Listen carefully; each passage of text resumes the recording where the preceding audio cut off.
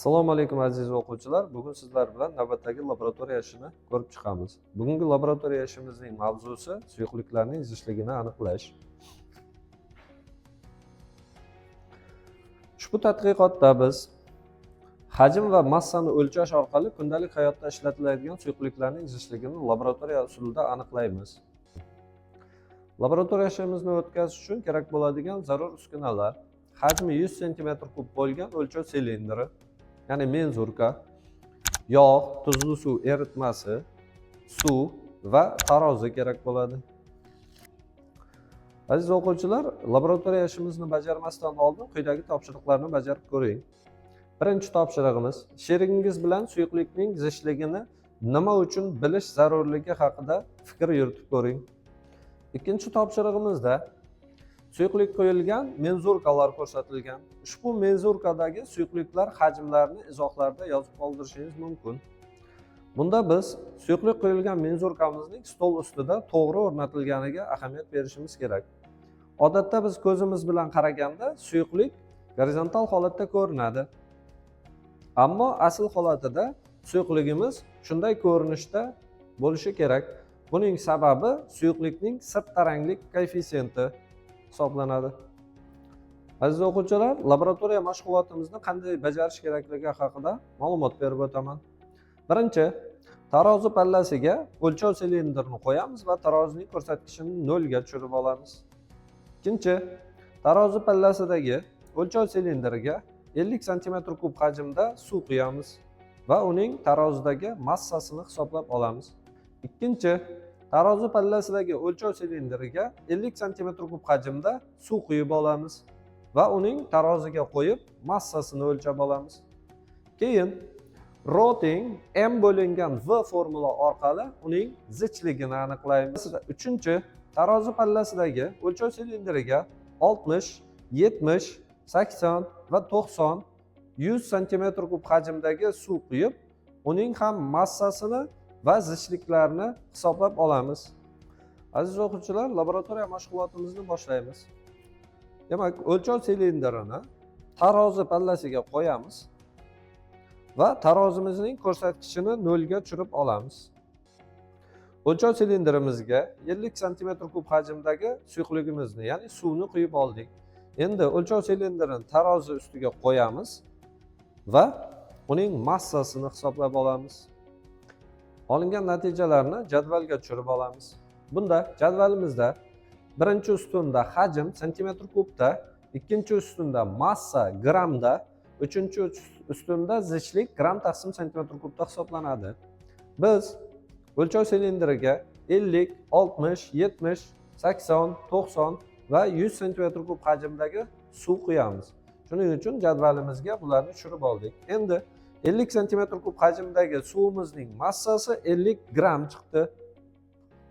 Endi jadvalimizdagi jism massasini uning hajmiga bo'lsak, jism zichligi qiladi. Bizning jadvalimizda avtomatik hisoblash dasturi tuzib qo'yilgan. Demak, jismimizning zichligi 1 gram taqsim santimetr kubga teng bo'ldi. Endi ikkinchi o'lchashimizni bajaramiz. Menzurkamizga 60 cm3 hajmda suyuqlik suv quyib oldik. Uni taroziga qo'yib, massasini hisoblab olamiz. Demak, bizning massamiz 60,17 gramga teng ekan.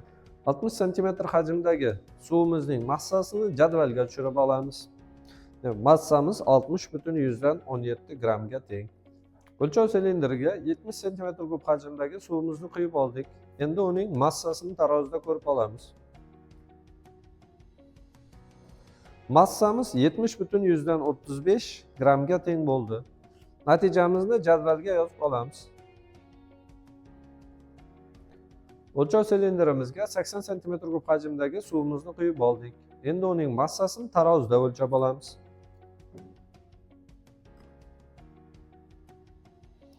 Sakson cm3 hajmdagi suvimizning massasi 80,13 gramga teng ekan.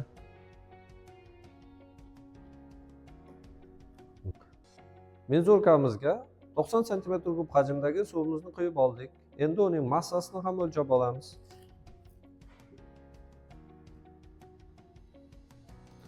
90 cm3 hajmdagi suvimizning massasi 90 grammga teng bo'ldi. Aziz o'quvchilar, endi oxirgi o'lchashimizni ham bajaramiz. Bunda o'lchov menzurkamizga 100 cm3 hajmdagi suvimizni quyib olamiz va uning massasini tarozida aniqlab olamiz.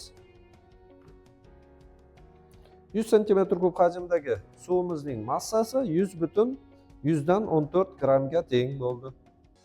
114 grammga teng. Mana aziz o'quvchilar, laboratoriya mashg'ulotimizni ham yakunladik. Bunda zichligimiz bir-biriga yaqin qiymatda chiqdi. Aslida suvning zichligi jadvalda 1 gram taqsim centimetr kubga teng yoki 1000 kilogram bo'lingan metr kubga teng.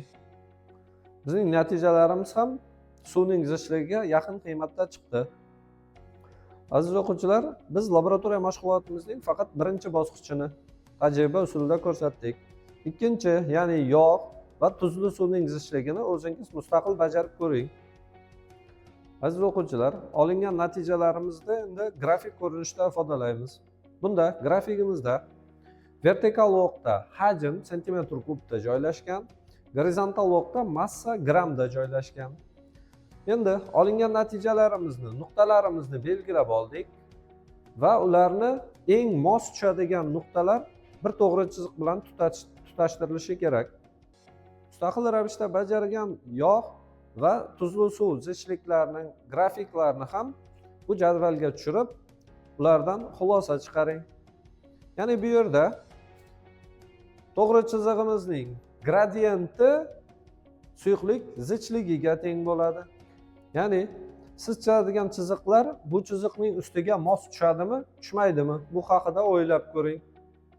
Aziz o'quvchilar, laboratoriya ishimizni ham yakunladik. O'zingiz mustaqil ravishda yog' va tuzli suv zichliklarini aniqlagandan keyin ularni, ya'ni suv, yog' va tuzli suvni bitta idishga qo'ysam qanday tartibda joylashadi? Qaysi biri eng yuqorida, qaysi biri o'rtada va qaysi biri eng pastki qismda joylashadi? Javoblaringizni izohlarda yozib qoldirishingiz mumkin. Xayr, salomat bo'ling.